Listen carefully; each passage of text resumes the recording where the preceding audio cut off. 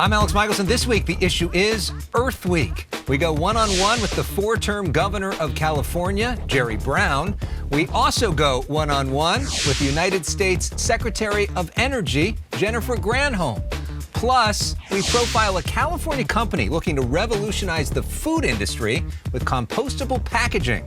The issue is starts right now. Broadcasting across California, you're watching The Issue Is. And welcome inside our newsroom. I'm Elex Michaelson. Welcome to The Issue Is. And this week, the world reflects on the state of the world.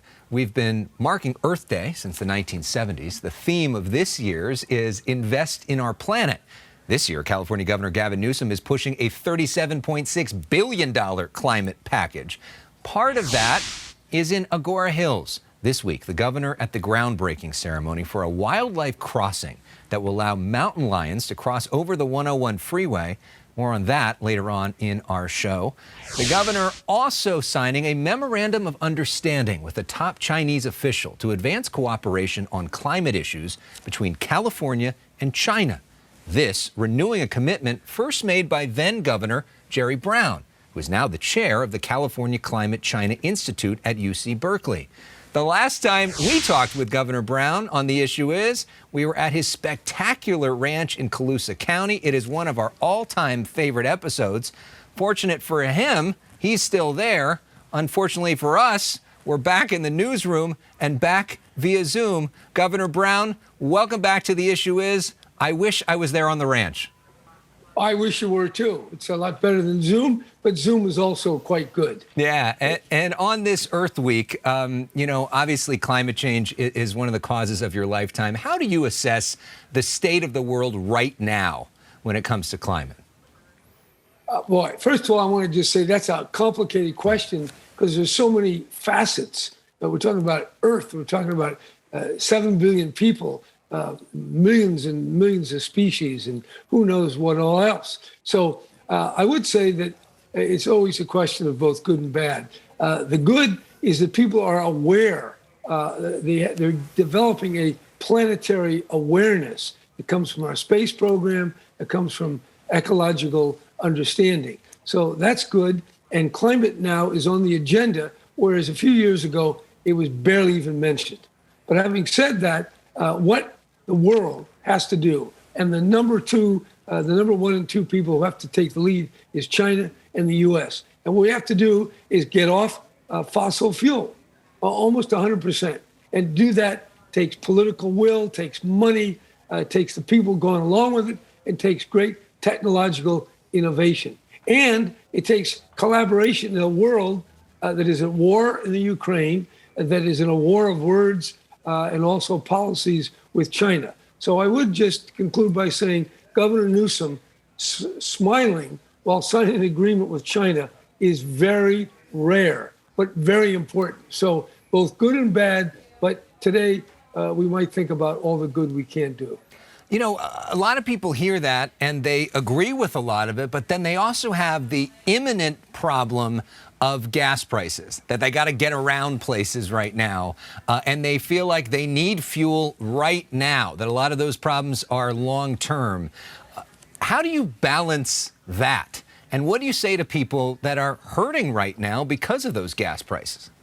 The truth is, right, you've given me a real tough question, because I feel for the people that drive, and certainly in Colusa County, people drive a lot. But the fact is, the Russians have a lot of oil. The Middle East is not going to share it with us. And the planet demands we get off oil as soon as possible. And that takes the government helping us buy electric cars, helping us get electric buses and machinery. So it's going to take a great spending to alleviate the economic hardship. But in the short term, there's no way to ease the pain. It's out there for some much more than others. Well, some would say a short-term way to ease the pain would be to drill for more oil. What do you say to that? I don't. That's not a good idea because we have to have a horizon that's more than tomorrow or even next week. And if we don't take more radical, more serious climate action, it's going to be worse for millions, billions of people, and worse in a few years. not a few decades. Do you think there should be some sort of gas tax rebate, which is what's being talked about right now in Sacramento? If so, what does that look like? Well, my instinct as a politician would start to go in that direction. But then upon greater reflection, I realize we can't do that. We're not doing enough now. Already we're spewing, some would say 60 billion gallons, 60 billion tons of greenhouse gases into the atmosphere every year. And that's becoming like a blanket that's going to keep the heat on the earth and making more dryness, more forest fires. Oh, you're going to be covering forest fires in another month or two. So we have to take the action. And one action is reducing our fossil fuel use and to drill more or to subsidize more of the fossil fuel consumption. Unfortunately, it might give some short-term pleasure or reduce pain, but long-term, not very long-term. A few years, bad idea, very bad. Let's talk about another issue. You are the executive chair of the Bulletin of Atomic Scientists. You look at the issue of nuclear war very closely. How close are we right now to Vladimir Putin taking us to nuclear war? Well, we never know. What's in his head, who knows? And he definitely has some, has some views that could lead to the tactical use of nuclear weapons. And the great problem is, if Ukraine is winning and Putin just can't stand that, he may resort to some weapon of mass destruction, or at least tactical nukes. And then what do we do? Do we engage that? I mean, the world is on a precipice. The Bulletin of Atomic Scientists has a doomsday clock. They've set at 100 seconds to doomsday, the closest it's ever been. And that's not just because of what Putin might do, but because of the complexity of nuclear systems. Americans, Russians, Chinese, Indian, Pakistani, they're all subject to human error and software error and hacking. And if the wrong things happen in the wrong combination or the right combination, it could be a horror. So an accident, a blunder, a miscalculation is a bigger threat even than an intentional act of war. Well, that sounds hopeful. No, well, look, we can be hopeful. You look pretty happy. San Diego is a great place to be. I have a lot of blessings. So you got to be thankful, but wary. So look, we got a lot of blessings. We got some good, but never avert your gaze from the evil, the bad, and the dangers that all the world's leaders, some more than others, are contributing to. We've talked about this. You're the chair of the California-China Institute. You've studied China extensively. Their COVID lockdowns are in the news recently. Here's some video of people literally screaming to be let out of their apartments in Shanghai.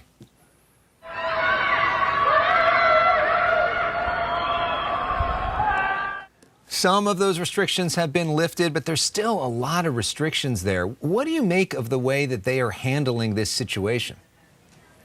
Well, it is a rather acute sense of the danger of the virus, more so than most people have.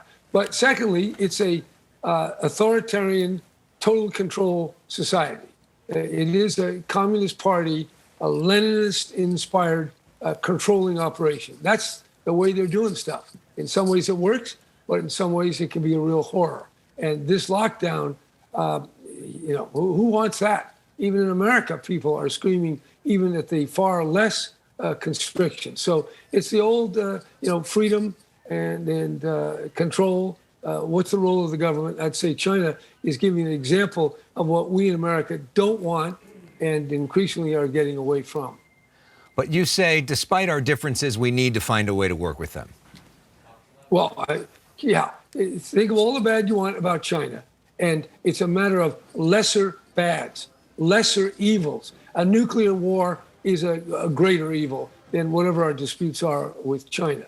Now, there could be a war over Taiwan, some miscalculation in the South China Sea, colliding airplanes, great danger. And I don't believe people in Washington are talking enough with the Chinese. They say it's a waste of time to talk to the Chinese because they don't listen and they just say the same thing over and over again. We have to strive for dialogue. We're in a dangerous world. We have thousands of nuclear weapons. The Chinese now, in fear of our nuclear weapons or for their own political ideology, they're building hundreds and hundreds of more nuclear weapons. So the world is on a track for more danger, more risk. And that means whatever our differences, and they're profound, we must talk to the Chinese. And we're not doing it enough. In my opinion, we have what I call crackpot realism in Washington, not planetary realism. If you think of the whole planet, if you think of what could really go wrong, then you have to take prudent steps to reduce that risk. Same thing with Russia. We got a bad horror in Ukraine. But you know what? It's not the end of the horrors. Let's talk about an issue closer to home. You know a thing or two about winning statewide elections in California. We've got ballots going out next month, primary in June, general election in November. Any favorites? Anybody you want to endorse in any of the races? Want to make some news with us now? No, because every time I endorse somebody, then 5 more people call me on the phone. And inevitably, a couple of them are running against friends of mine. So, I'm up here at the ranch. I'm worried about rattlesnakes and coyotes and such things. So I got my own little things to worry about. And sure, I got my favorites, and I'm a Democrat, and I hope they do well, and I hope they do a good job. But nobody that you're pulling for in like the controller's race or the AG race or any of these big statewide interesting races? Well, I mean, people are interested in what you have to say. Yeah, but look, it's not even Memorial Day yet. You're jumping the gun. So let's chill for a few months longer. Okay. Ballots go out in a few weeks. People are going to be voting. Everybody gets one there. You know what? People have to make their own choices, and endorsements are nice, but that's not the key. No, I'm not making an endorsement just to make news for you. Okay. Thank you. I'd like to, but it'll get me more into trouble. Big picture, where do you see sort of the state of the Democratic Party, President Biden, where everything's at going into the midterms this year? I see big trouble. And it's been, the cycle. You go from Republican, Democrat, and back. It's happened all the time. So I think the Democrats have big trouble. The Republicans are veering way to the right, but unfortunately the Democrats are very divided with themselves. You get the Bernie Sanders wing. You have a lot of cultural liberals that are not in sync with some of the moderates and conservatives. So I'd say the party's got its work cut out for it for the midterms and even 2 years beyond. It's not decided yet, but if I were a Democrat, I think I'd stay on my toes and get as ready as I can. I mean, any advice for the party of what they can do in the months ahead to try to change that trajectory? Well, I think you have to keep it simple. And the key in politics is arithmetic, not subtraction. You got to add and add. The way you add is you have a large idea, get America moving again. That was John Kennedy. So prosperity for the people of this country and this state. You start carving it up into these micro identities. Then you lose the middle, and you lose the independents. And remember, Democrats aren't a majority, so you must get independents and maybe pick up a few Republicans. One last note about our visit to your ranch. That half-hour special was honored by the Sacramento Press Club as a finalist for Broadcast Interview of the Year. We cannot thank you more for your hospitality. We had such an amazing time out there. Big thank you to your colleague Evan Westrup as well for making that happen. And thank you, Governor Brown, for being such a gracious host. Well, great. By the way, it doesn't look that as green as that now. You came at a very beautiful time. It was fun. We ought to do it again. We'll have a lot more to talk about in another 6 months. We love it. All right. Well, we hope to see you back on the issue as soon. We'd love to come back and get more of your olive oil, which is something that Governor Brown makes there on the ranch as well. Thank you, Governor Jerry Brown. Great to see you. Great to see you again. Up next, our Earth Week special continues with the Secretary of Energy, Jennifer Granholm. But first, one more look at Colusa County on this Earth Week. It doesn't get more beautiful than that.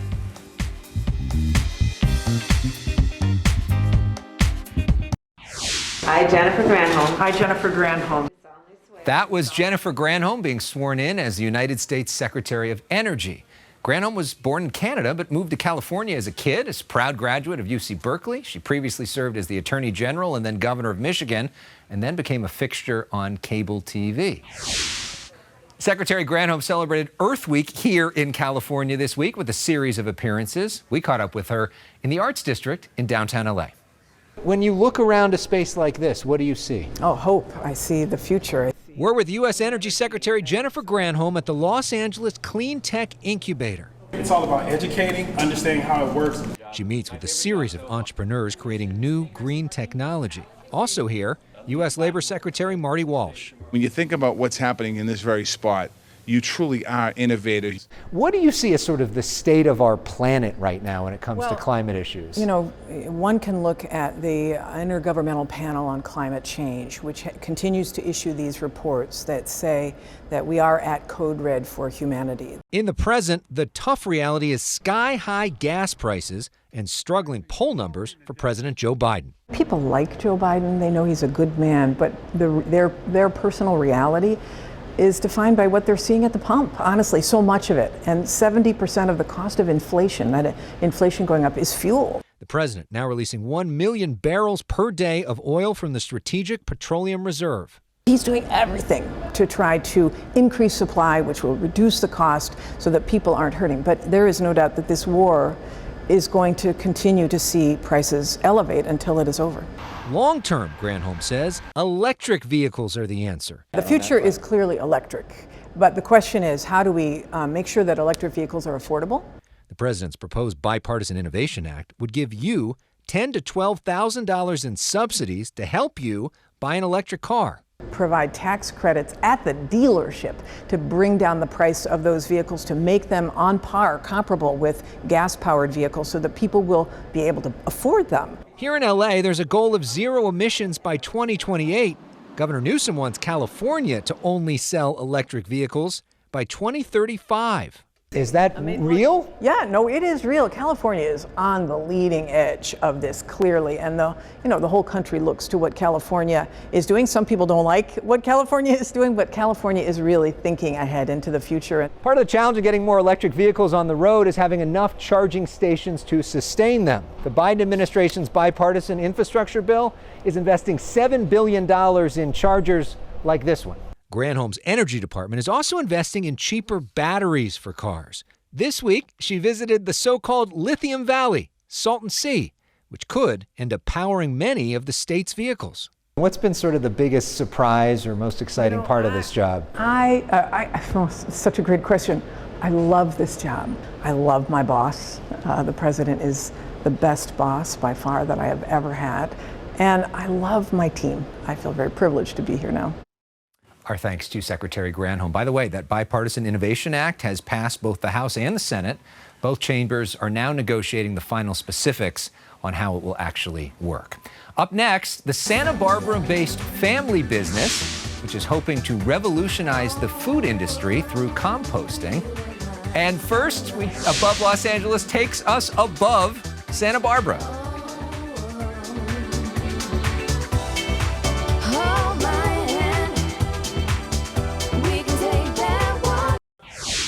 Welcome back. When you buy food and you actually eat the food, do you ever think, whatever happens to this, the packaging? A lot of this packaging actually can survive for hundreds of years. And there's a California company that is trying to have a whole lot less of this. Sun & Swell makes a bold claim. The first plastic-free, fresh from farm grocery store. Their packaging is intentionally not made to last. We use compostable, plastic-free packaging that turns back into soil and replenishes Mother Nature. Co-founders Kate and Brian Flynn tell me this soil was actually their bags last night. So all of this, that bag and your food becomes that, and then you can go out and grow some more food with that. Sprinkle it back on your garden, and it will be healthy nutrients for your plants. Most grocery store food comes in single-use petrochemical plastic. This packaging that's made to last centuries is basically used up in like 30 seconds and then tossed away, never to be used again. Over 90% of food plastics end up in landfills. We have both pantry staples and grab-and-go snacks. Sun and Swell features 100% organic, 100% plant-based foods. When the company first started, the Flynns got a pallet full of empty plastic packaging at their Ventura warehouse and had an aha moment. That we were kind of solving one problem by creating healthy organic foods, but we're creating another with single-use plastics. So they created bags that break down on their own after about 9 months. If you don't have a place to compost them, you can mail them back, and they'll do it for you. You can find out more at sunandswellfoods.com.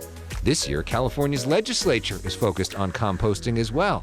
Senate Bill 1383 went into effect this year, which will eventually require people to separate so-called green waste that can be composted. They're going to have to start adopting composting just because of the law that California's put in place, which is one of the reasons we love California. And pretty good for your business. Exactly. When we come back, a look at the largest wildlife crossing in the world.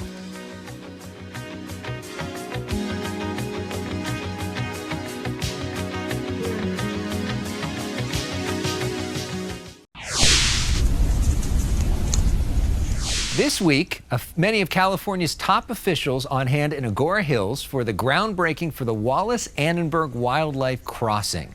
It'll be the largest such wildlife crossing in the world. The idea is to give a safe pathway for animals, including mountain lions, to cross over the Santa Monica Mountains. Now, as somebody who grew up just minutes away from there in Agora Hills, I can tell you the city has been working on this for decades. Finally, now the private and public funding in place to actually make it happen. We leave this week with hopeful images of what that future will look like. I'm Elex Michaelson. Thanks for watching. The Issue Is.